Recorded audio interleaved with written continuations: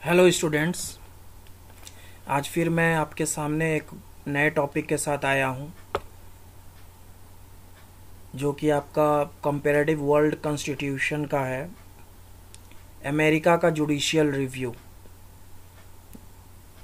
न्यायिक पुनर्विलोकन की शक्ति। ठीक है, न्यायिक पुनर्विलोकन की शक्ति और अमेरिका के एस्पेक्ट में हम लोगों को देखना है न्यायिक पुनर्विलोकन की शक्ति को। तो सबसे पहले न्यायिक पुनर्विलोकन की हम लोग बात करें, जुडिशियल रिव्यू की अगर हम लोग बात करें, तो सबसे पहले जो है जुडिशियल रिव्यू जो है वो आपका अमेरिका में ही स्टार्ट हुआ था। ठीक है, अमेरिका में ही स्टार्ट हुआ था और इसके जो जनक थे उनका नाम था जॉन मार्शल।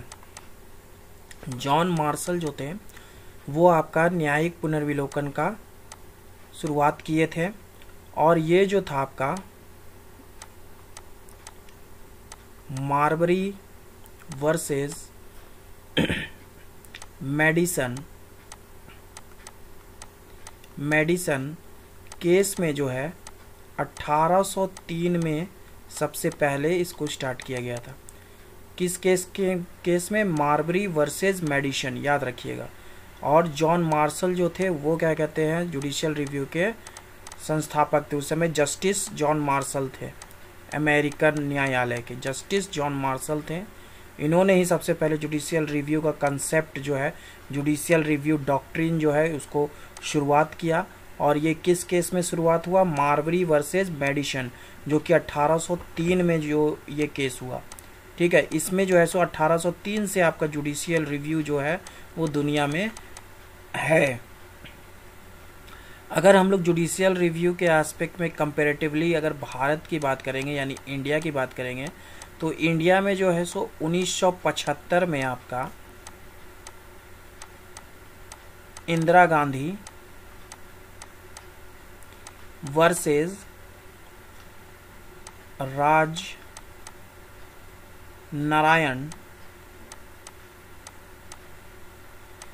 राजनारायण केस में जो है वो आपका सबसे पहले भारत में जो है सो जुडिशियल रिव्यू आपका इंट्रोड्यूस हुआ था, न्यायिक पुनर्विलोकन।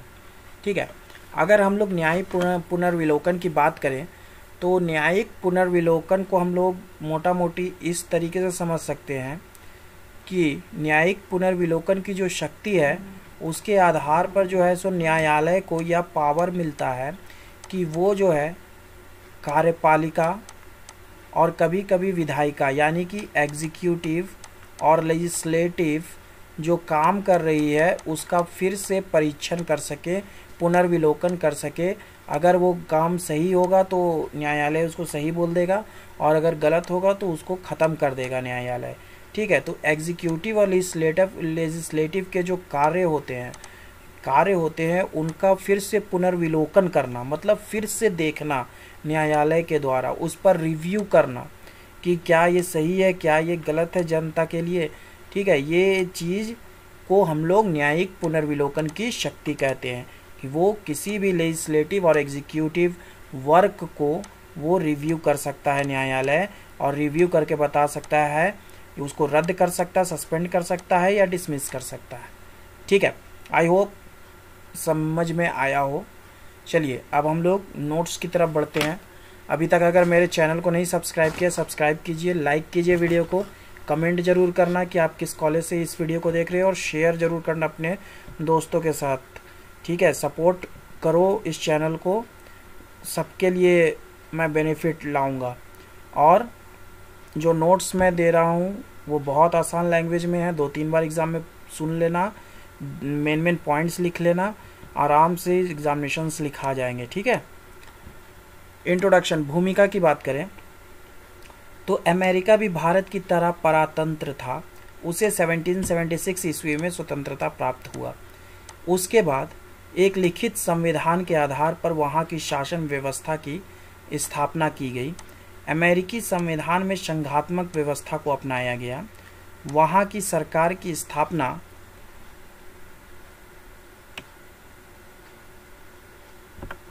शक्ति पृथकीकरण सिद्धांत तथा अवरोध और संतुलन के आधार पर किया गया, जिसके अंतर्गत व्यवस्थापिका, कार्यपालिका और न्यायपालिका तीनों एक दूसरे से स्वतंत्र रूप में काम करते हैं, लेकिन अवरोध एवं संतुलन के माध्यम से वे एक दूसरे से नियंत्रित रहते हैं। ठीक है, check and balance. Check and balance. America में न्यायपालिका को सर्वोच्च स्थान दिया गया है। उसे न्यायिक पुनर्विलोकन की शक्ति प्राप्त है, जो उसकी मर्यादा और प्रतिष्ठा को भी अधिक बढ़ा देता है। ठीक है, ये तो है इंट्रोडक्शन का पार्ट। अब मीनिंग और डेफिनेशन ऑफ जुडिशियल रिव्यू की बात करेंगे।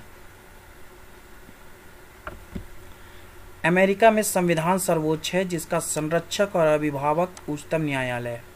यदि किसी राज्य के विधानमंडल द्वारा निर्मित कई कानून कानून, संघीय संविधान या संयुक्त राज्य द्वारा की गई संधि के प्रतिकूल हो, तो संघीय न्यायालय उसे अवैध घोषित कर सकता है। ठीक है, फर्स्ट पॉइंट दिमाग में रखिएगा। उसी प्रकार यदि संघीय कांग्रेस किसी ऐसे कानून का निर्माण करे जो संविधान के प्रतिकूल है, या कार्यपालिका कोई ऐसा आदेश दे जो संविधान के उपबंधों का उल्लंघन करता है, तो सर्वोच्च न्यायालय उस कानून या आदेश को अवैध घोषित करता है। सर्वोच्च न्यायालय की इसी शक्ति को ही न्यायिक पुनर्विलोकन की शक्ति कहते हैं। मतलब आपका कॉन्स्टिट्यूशन से ऊपर कुछ भी नहीं है। ठीक है, कॉन्स्टिट्यूशन से ऊपर कुछ भी नहीं है। अगर क्या कहते हैं आपका एग्जीक्यूटिव या लेजिस्लेटिव जो कि आपका कानून बनाने का काम करता है, ये अगर कुछ संविधान से हट के कुछ कानून बना दे, या एग्जीक्यूटिव यानी कार्यपालिका कुछ संविधान से हट करके क्या कहते हैं आदेश दे दे, तो ऑन डैट केस न्यायालय का ये जुडिशियल रिव्यू का पावर है कि वो क्या कहते हैं इस कानून को या इस आदेश को रिव्यू करके, पुनर्विलोकित करके वो इसको सस्पेंड कर सकता है या हटा सकता है, डिसमिस कर सकता है। ठीक है, इसी को हम लोग न्यायिक पुनर्विलोकन की शक्ति कहते हैं कि न्यायपालिका, जुडिशियरी जो है वो आपका एग्जीक्यूटिव और लेजिस्लेचर दोनों को देखेगा, दोनों के नियम कानून को पुनर्विलोकित करेगा कि ये संविधान के बाहर तो नहीं है, क्योंकि संविधान का संरक्षक और अभिभावक जो है वो उच्चतम न्यायालय। भारत में भी देख लीजिए, सुप्रीम कोर्ट को हम लोग संविधान का संरक्षक बोलते हैं या अभिभावक बोलते हैं। इम्पैक्ट ऑफ जुडिशियल रिव्यू, न्यायिक पुनर्विलोकन का प्रभाव। अमेरिका के सर्वोच्च न्यायालय को न्यायिक पुनर्विलोकन की जो शक्ति दी गई है वह साधारण शक्ति नहीं है। अमेरिका के संवैधानिक जीवन पर न्यायिक पुनर्विलोकन का अधिकार बहुत ही अधिक प्रभावशाली रहा है। सर्वोच्च न्यायालय ने इस शक्ति के आधार पर विधानमंडल द्वारा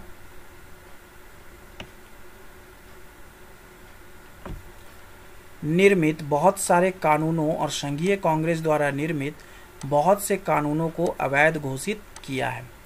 निम्नलिखित मुकदमों में न्यायिक पुनर्विलोकन का प्रभाव रहा है। ठीक है, कौन कौन से मुकदमे में आपका न्यायिक पुनर्विलोकन का प्रभाव रहा है वो ये है आपका। ठीक है, मैकलूज बनाम मैरीलैंड 1819 का मुकदमा, गिबन्स बनाम ऑगडन 1824 का मामला, ब्राउन वर्सेस मैरीलैंड 1827 का मामला, मून वर्सेस इलेनियास 1877 का मामला, लोचनर वर्सेस न्यूयॉर्क 1905 का मामला, हैमर वर्सेस डैगनचार्ट 1913 का मामला, और बैली वर्सेस ड्रिवेल फर्नीचर कंपनी 1922। ये सारे में जो है वो आपका जुडिशियल रिव्यू लिया गया है न्यायालय के द्वारा।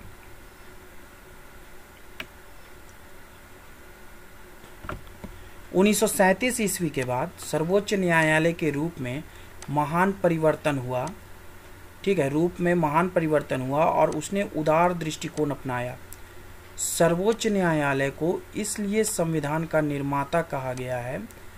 ठीक है, सर्वोच्च न्यायालय को इसीलिए नहीं होगा, इसीलिए संविधान का निर्माता कहा गया है। न्यायाधीश जस्टिस हग्स ने कहा है कि अमेरिकन जनता संविधान के अधीन अवश्य रहती है और संविधान वही है जो न्यायाधीश कहते हैं।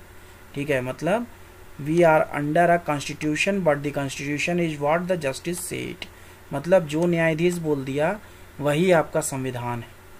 ठीक है, अमेरिकन नागरिक जो है वो संविधान के अधीन जरूर रहते हैं, लेकिन जो न्यायाधीश बोल देगा वही क्या कहते हैं, संविधान कहा जाएगा। इस कोटेशंस को एग्जामिनेशंस में लिखने का कोशिश करें, ठीक है। न्यायाधीश फ्रैंकफर्ट ने तो यहाँ तक कहा है कि सर्वोच्च न्यायालय संविधान है, the supreme court is the constitution, ठीक है। ये सब छोटे छोटे कोटेशंस हैं, इनको एग्जाम्स में जरूर लिखिएगा।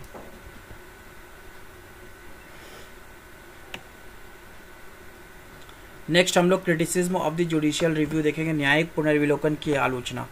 संघीय न्यायालयों के न्यायिक पुनर्विलोकन के विपक्ष में अनेक तर्क दिए जाते हैं।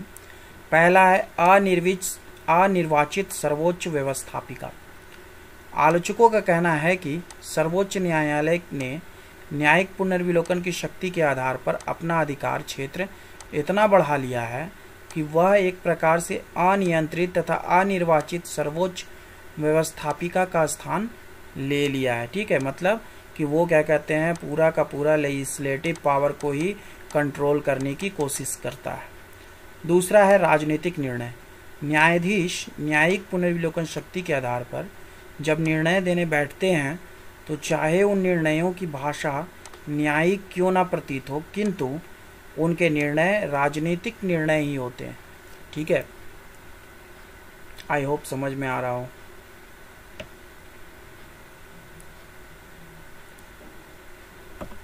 उचित कार्यों में बाधा। आलोचकों का कहना है कि न्यायिक पुनर्विलोकन शक्ति के चलते सर्वोच्च न्यायालय अपने मौलिक कार्यों को करना भूल गया है। वह विवादों का निपटारा नहीं करता है, बल्कि उसका मुख्य काम सामाजिक और राजनीतिक नीतियों के निर्धारण में हाथ बटाना हो गया है। मतलब ये अपना जो है सो अपना मौलिक कार्य को भूल करके ये मेनली फोकस जो है एग्जीक्यूटिव और लेजिस्लेटिव वर्क्स पर कर दिया है, ठीक है। ब्रॉगन का कथन है कि सर्वोच्च न्यायालय कार्यपालिका और विधानपालिका के कार्यों का एक तृतीय सदन के रूप में नियमित काम करने लगा है, ठीक है। मतलब इसका तृतीय सदन, ये कार्यपालिका और विधानपालिका का आपका तृतीय सदन के रूप में नियमित काम कर रहा है। मतलब अपना क्या कहते हैं काम छोड़ करके ये उसमें इंटरफेरेंस कर रहा है। डी, संकीर्ण विचारों से युक्त न्यायाधीश। अमेरिका के न्यायाधीशों के विरुद्ध में यह कहा जाता है कि उनकी नियुक्ति दल विशेष के आधार पर होती है।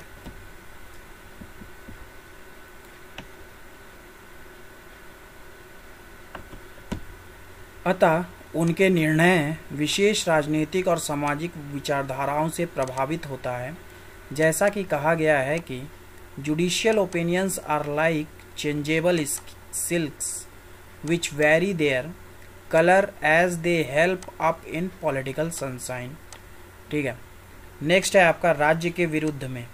बहुत से आलोचकों का कहना है कि न्यायिक पुनर्विलोकन की प्रणाली आधुनिक सामाजिक और आर्थिक दशाओं के अनुपयुक्त है। नेक्स्ट है आपका शिथिल और अनुत्तरदायी कांग्रेस। कांग्रेस के द्वारा बहुत परिश्रम के बाद कोई कानून बनाया जाता है जिसे सर्वोच्च न्यायालय न्यायिक पुनर्विलोकन के आधार पर अवैध घोषित कर देता है।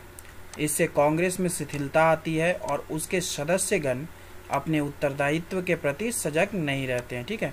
क्योंकि लेजिस्लेचर में जो है, विधायिका में जो है सो बहुत सोच विचार करके, बहुत जनता का टैक्स का पैसा लगा करके, लड़ भीड़ करके कानून बनाया जाता है, ठीक है। बहुत खर्चा आता है कानून बनाने में।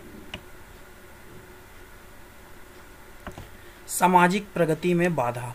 सर्वोच्च न्यायालय के अनुचित पक्षपात और वैधानिक नियमों को अत्यधिक अधिकता तथा आश्रय के कारण ही अमेरिका की सामाजिक प्रगति में भारी बाधा पड़ी है। अब नेक्स्ट हम लोग देखेंगे न्यायिक पुनर्विलोकन के पक्ष में तर्क या गुण या उपयोगिता, ठीक है।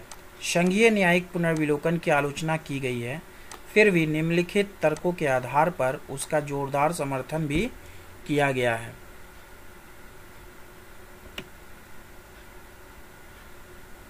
इसमें पहला है आपका संविधान का संरक्षक। प्रजातांत्रिक राज्य में एक स्वतंत्र एवं निष्पक्ष न्यायपालिका का होना अति आवश्यक है जो संविधान की रक्षा कर सके। अमेरिका का सर्वोच्च न्यायालय न्यायिक पुनर्विलोकन शक्ति के आधार पर संविधान का संरक्षक तथा अभिभावक के पद को ले लिया है। नेक्स्ट है आपका संघ और राज्य पर नियंत्रण। सर्वोच्च न्यायालय न्यायिक पुनर्विलोकन शक्ति के द्वारा संघ और राज्यों पर नियंत्रण रखता है। तीसरा है आपका संविधान के विकास में मदद। न्यायिक पुनर्विलोकन के माध्यम से सर्वोच्च न्यायालय ने संविधान के विकास में सहयोग पहुंचाया है। नेक्स्ट हम लोग बात करेंगे सुधार के लिए सुझाव, सजेशंस फॉर रिफॉर्म। न्यायिक पुनर्विलोकन शक्ति में सुधार लाने के लिए निम्नलिखित मुख्य सुझाव दिए गए हैं। पहला, सर्वोच्च न्यायालय के न्यायाधीशों को केवल बहुमत पर अथवा मतों के द्वारा कांग्रेस द्वारा पारित नियमों का असंवैधानिक घोषित करना बंद किया जाए। ठीक है, कांग्रेस मतलब यहाँ पर अमेरिका के संसद को बोला जाता है कांग्रेस, पार्लियामेंट को बोला जाता है कांग्रेस। ठीक है, इसको दिमाग में रखिएगा।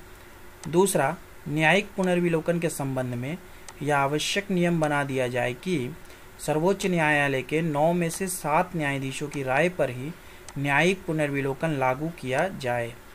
तीसरा, यह प्रस्ताव भी आया है कि संविधान में संशोधन करके न्यायिक पुनर्विलोकन की शक्ति को समाप्त कर दिया जाए। कंक्लूजन की बात करें, बहुत छोटा सा टॉपिक था। ठीक है, यद्यपि न्यायिक पुनर्विलोकन की आलोचनाएं की गई हैं तथा उनमें सुधार लाने के लिए अनेक सुझाव दिए गए हैं, फिर भी अमेरिका के निवासी बुद्धिजीवी और राजनीतिज्ञ हैं। वे न्यायिक पुनर्विलोकन की व्यवस्था में किसी प्रकार का परिवर्तन नहीं चाहते हैं। राष्ट्रपति रूजवेल्ट ने भी न्यायिक पुनर्विलोकन के सुधार के संबंध में एक प्रस्ताव लाया था जो भारी मतों से पराजित हो गया।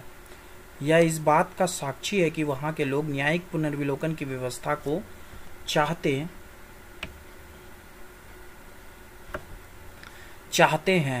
एक लेखक का कथन है कि न्यायिक सर्वोच्चता अब समाप्त हो गई है। दलीय पद्धति के कारण कांग्रेस के विधान के क्षेत्र में सर्वोच्च न्यायालय बहुत कम हस्तक्षेप करता है। सर्वोच्च न्यायालय ने विधान के क्षेत्र में कांग्रेस के नेतृत्व को स्वीकार कर लिया है। ठीक है, सब लोग जरूर कमेंट बॉक्स में लिखना कि आप कहाँ से देख रहे हो, किस कॉलेज से देख रहे हो। ठीक है, और फीडबैक जरूर देना और शेयर करो, सपोर्ट करो चैनल को। आप लोग सपोर्ट नहीं कर रहे हो इस चैनल को। So thank you for watching my videos. Rajdev Gupta.